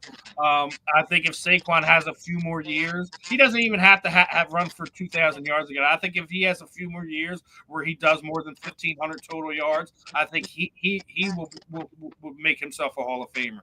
I think the route that Jordan Mailata's on, that he could make himself a Hall of Famer. I do think that Landon Dickerson is the best left guard in football, and he's another fiery guy that is embedded into our qualities. And you can make it. I don't know about yardage and stuff like that, but AJ Brown and Devontae Smith is the best duo in football, and they're going to continue to do things. And they both missed time last year, and were didn't quite have the numbers they had the year before, but they've already hit 1,000 yards receiving each, over the past 3 seasons. So I think they could potentially do it too. And then when we even get to the defense, man, I think the track that Jalen Carter's on right now is going to be Aaron already kind of said that he's the next him. And I think we've seen it a lot. I love the fact that Jordan Davis is looks in incredible shape for camp this year. I think we're gonna have a fun season. I still think maybe at a corner, maybe at a safety, especially with Mukumba getting hurt as well. I wouldn't want to see Cooper get thrown in the safety position. I know he's versatile. I would like to the nickel quarterback is an underrated position, especially in that Vic Fangio defense. Mm-hmm. So I would like to kind of see him there. I know there's question marks with corner 2 right now. You still got Asante Samuel Jr. out there as well. You still got Justin Simmons on the free agent market. Bought a house in this area. I think that we're going to see he's going to be an Eagle at some point in time over the next few weeks. We're going to see how it all plays out, but I do think they put themselves in a nice position to potentially run it back. What are your feelings, man? I know we're obviously biased. We got hometown goggles on, but they did lose a lot on defense. But they found a way to keep themselves healthy enough and peak at the right time. I think people continually underestimate Nick Sirianni as a head coach. He's arguably one of the best coaches in the first 5 years of his career. The only one who's better than him is George Seifert. That's a nice list to be on. Or to watch. I know it was the Niners coach. I forget if it was Bill or George, but either way. I think they're in a nice position. What are your knee-jerk reaction feelings on where this team could be this season? Well, I'll just go off some actual evidence I guess I would have from training camp would just be from actually talk. I was privileged enough on the first day of training camp due to an auction I went through the Eagles Autism Foundation. I was there. I was able to talk to some of the players. I talked to Jordan Mailata. I talked to Sidney Brown. I talked to Jahad Campbell. I talked to Nolan Smith. I talked to a lot of other players, and not from only what I talked to them about, but from what they were saying to the media. This is a different mindset this year. I don't know what's motivating them, but they are locked in. They're motivated, and I really feel like they're going to run it back. I really, really do. It's not just a cliche. It's not just, well, we're Eagle fans, and they have a great team, and they won it last year, so they'll probably win it again this year. I really feel like they're going to not only win it this year, they're going to have a great record in the regular season.